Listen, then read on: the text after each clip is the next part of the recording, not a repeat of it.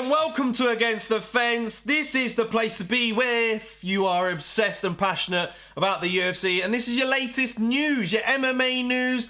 Yes, I know you're probably thinking, but JK, this is not exactly UFC related because we're going to be talking about Jake Paul, but in a way, it kind of is because we're going to be talking about the impacts of the PFL signing of Jake Paul and what that does to the UFC. So there's going to be a lot to talk about. Maybe we might even touch upon a few of the Dana White troubles as well, because it's been a bit of a hectic ride for Dana White in 2023 so far, hasn't it? You know, the whole thing of him coming out, of the altercation with his wife, it's not going great.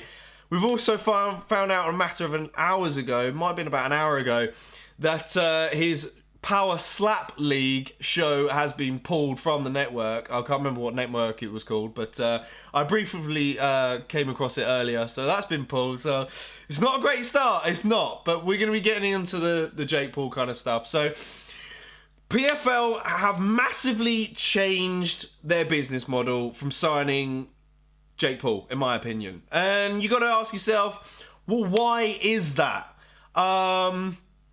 Personally, I think it's the current format that they're using is a good aspect. You know, I think the whole league system, you get X amount of points depending on when you finish your opponent and what round, etc. And I think it's good for the hardcore MMA fans out there. It definitely entices them over to watch their product. But in my opinion, I think that maybe perhaps newer audiences would struggle to perhaps get into a kind of system like that. I mean, I could be wrong. I could be completely wrong. I guess, you know, if you watch other sports, they've got league tables and point systems as well.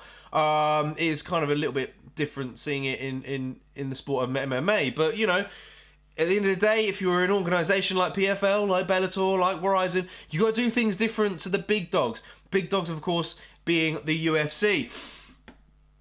Have we ever, going back onto the Jake Paul's thing, so have we ever seen a board member of an organisation compete in MMA under the same organisation? I don't think we have, ever, right?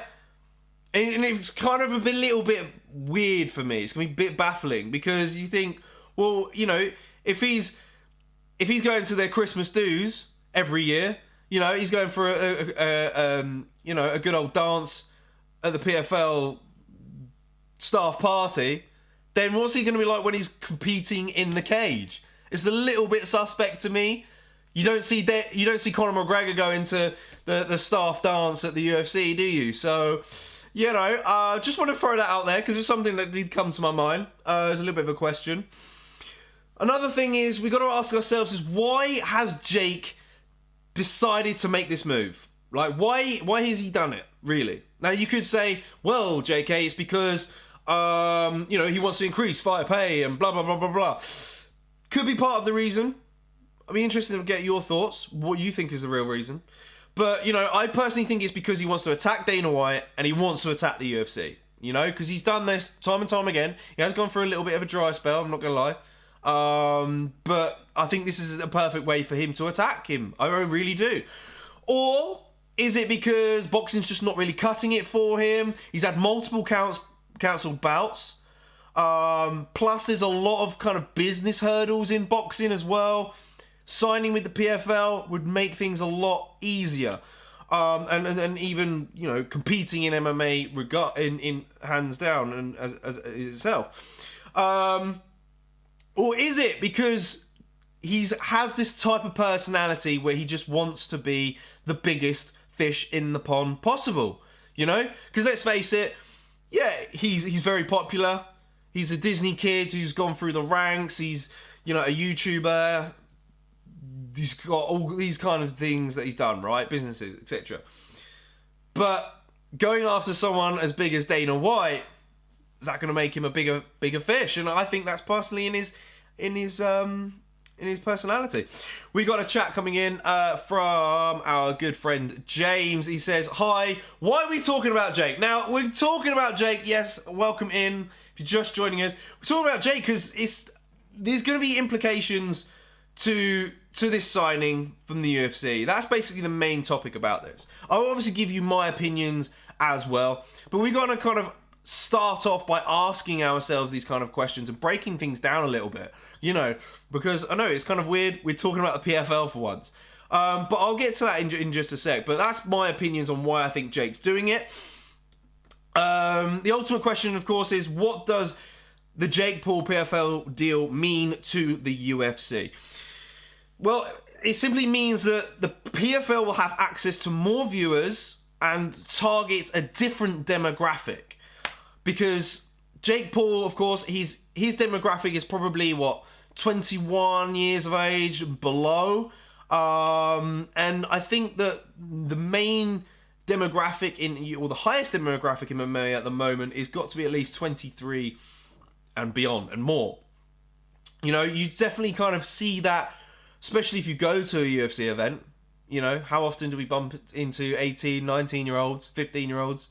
Don't really see it. Okay, I have spoken to one 15-year-old when we was in London, who was down with their mums, and look, okay, that's not a big crowd though, is it? That's not a typical crowd that you'd probably expect to see follow Jake Paul, follow Logan Paul, KSI, and those lot. So that demographic is going to be coming over to MMA. My opinion, personally, if you do fall into that demographic, and Jake Paul is your reason for entering MMA, you got to live with that for the rest of your life. That's quite embarrassing. But look, end of the day, I'm all for more eyes on the sport as possible. I'm all for that. There is a little bit of back and forth with this because some fighters in MMA will disagree with it because Jake Paul is this Disney star who's just kind of, gained lots and lots of popularity and is finding his ways to transition into combat sports a lot easier than they have, Jake has a larger following than them. They've been the journeymen who've grinded it in the gym day after day to get to where they are, and they want to be in the UFC because the UFC has the most eyeballs. So I can see that aspect of it.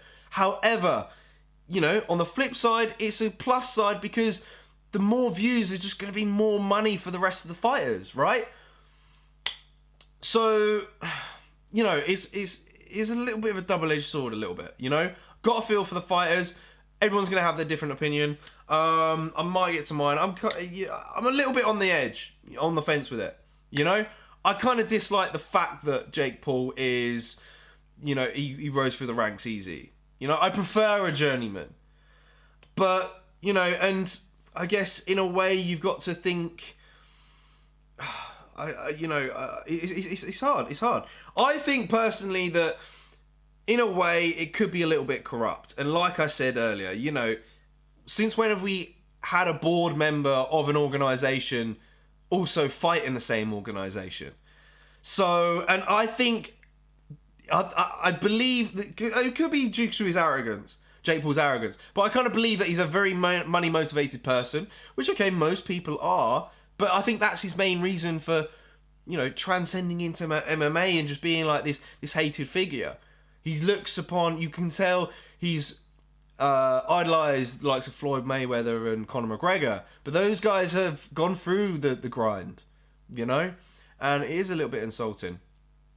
But, you could also turn around to me and say, but JK, isn't it quite impressive what he's done in such a short space of time, especially boxing, and then to transition to MMA? Yeah, I guess it is impressive, but I've got to knock the guy because he's not a journeyman. And for me, if you're on the side of laughing at him,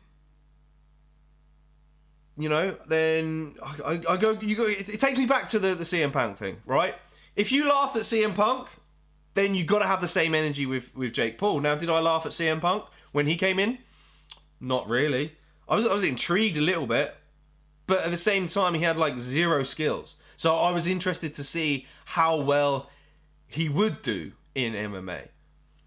With Jake, I guess it is his arrogance really that puts you off. I guess he's in the same boat as a CM Punk in a way.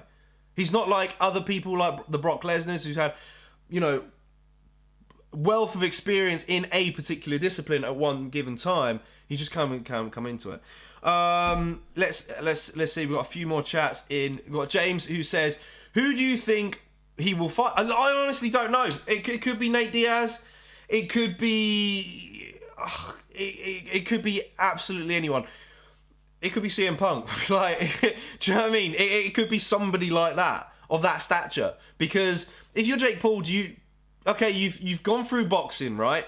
You've kind of taken it step by step, and then you've beaten a former MMA fighter who's 40 years old, who's, you know, good skill-wise at boxing. You beat him, okay? Now you're going into straight MMA combat rules. Do you do the same? Do you work it up? Do you take a fight against somebody who's 1-0? You know, and who's been training for the past a year or two in MMA only. Because let's face it, you know, Jake's done a few years now in boxing. Or do you fight a Nate Diaz straight away? He says he wants to fight Nate first in boxing, and then 6 months down the line, challenge him to an MMA fight. Maybe. Is that a good idea though? I think Jake clearly feels that he has the advantage against Nate in the boxing. So if he beats him in the boxing, it probably wouldn't be. We wouldn't hurt as much if he was to lose in MMA. But I think it's a big gamble. I do. I think this whole kind of scenario for Jake and for the PFL could go sour really quickly, because Jake's come in there, he's promising this, he's promising that in his promo video, promising that he's going to bring fighter pay and 50% of the revenue and to all the fighters and this, that, and the other. But he's got to go through with it, because if he doesn't, it's going to go south real quick, and especially if he loses as well.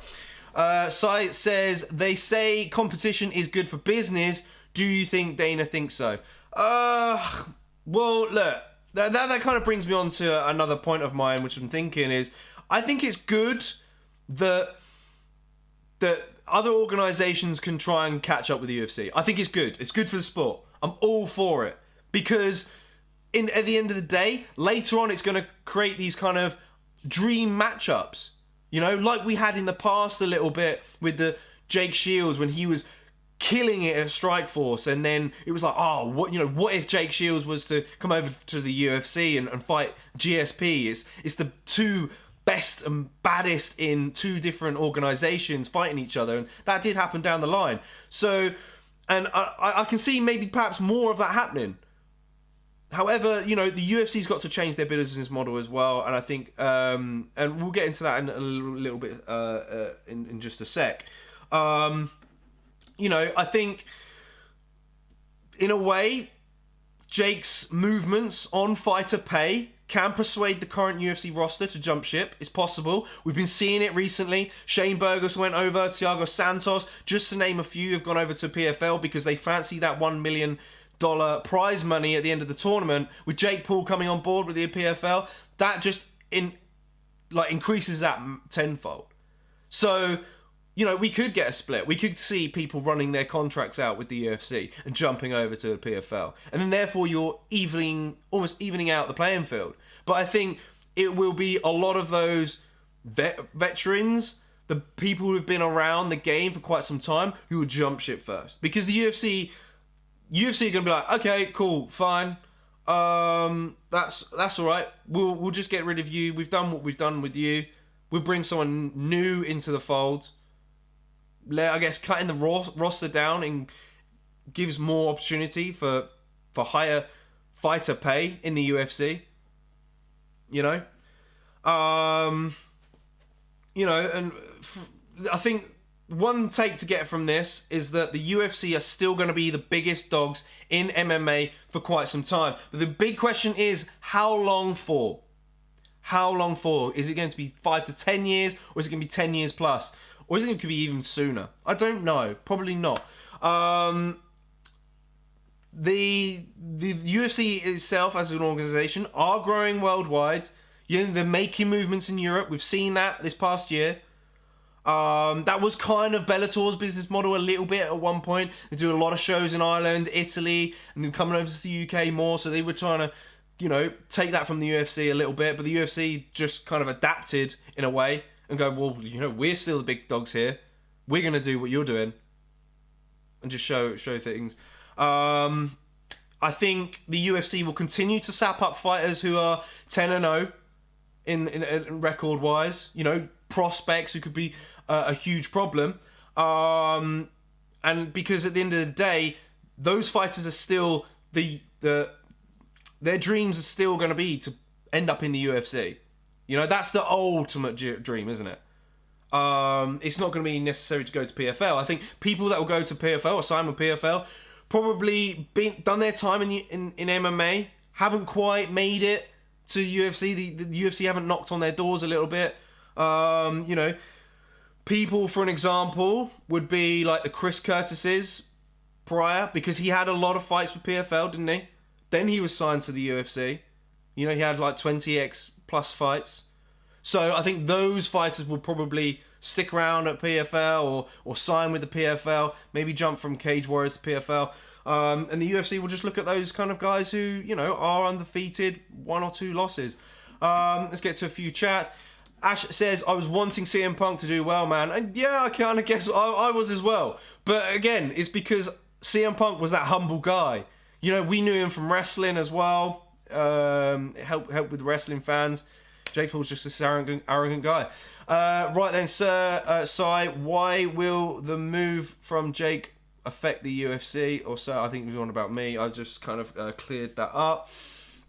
I just think you're at the end of your career. Going PFL like Santos can't hack it at the top of the lightweight UFC lightweight heavyweight division. Yeah, exactly. If you've done your time in the UFC, you've had your crack, and you know that path is slipping away. You're slipping down the rankings. They're gonna go over to the PFL. You can see it more often. You definitely will. And me and Ash have even had that conversation prior to the news today. We even said it when Thiago Santos signed. We're like, look, this is a start of things to come, especially with Shane Burgos as well.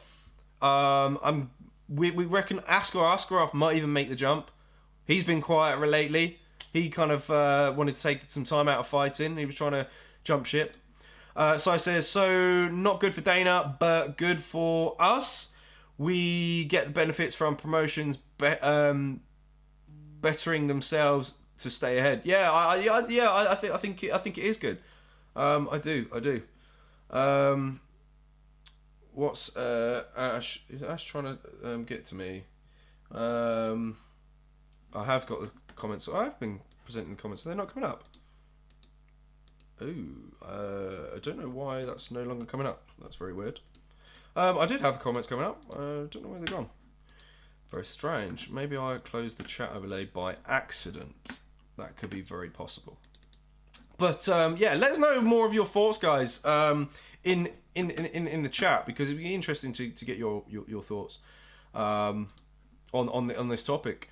Oh crap. Bosh. Okay, let's try now. Yeah, there we go. Okay. Ash says the only way fighters go PFL is for the 1 million, nothing else. And yeah, true. But fighters are still getting paid a good amount each fight, leading to the 1 mil. That pay should surely increase, perhaps, if Jake Paul goes through with his manifesto that he's kind of put out today. So it'd be even more prize money. I don't know. But more eyes have got to be on the sport, I think, first. Or more eyes have got to be on PFL. So it's going to be interesting to see how they look this coming year. My kind of question to you guys is, I want to know how many of you started watching other organizations in the last 5 years? You know? Because I've been around I've been watching MMA for 13 plus years. I think it must be around 13, 14. I've mainly stuck to the UFC.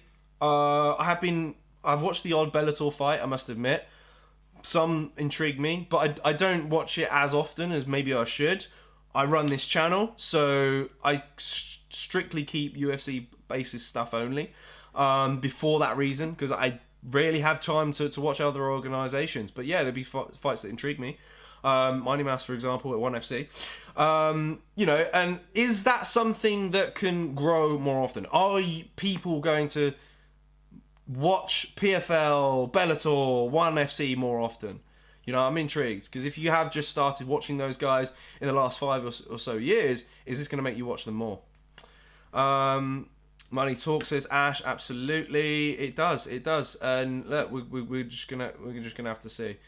As I said, I think maybe Jake is just, I just think he's got this big fish personality. He wants to overtake things and kind of get bigger and bigger, I guess.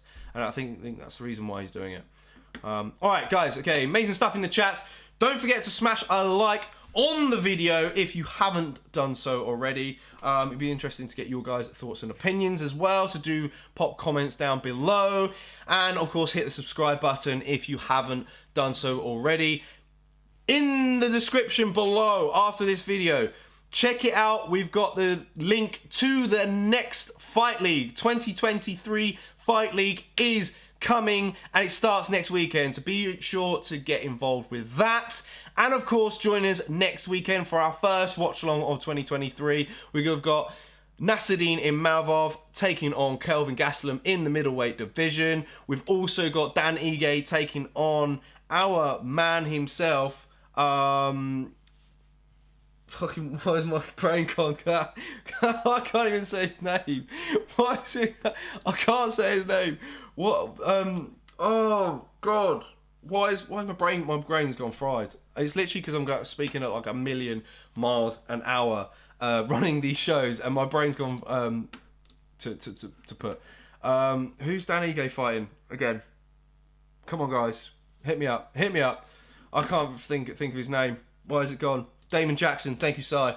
Damon Jackson. I couldn't get the name out of my head. Yeah, he's taking on Damon Jackson. He's a friend of our channels as well, believe it or not.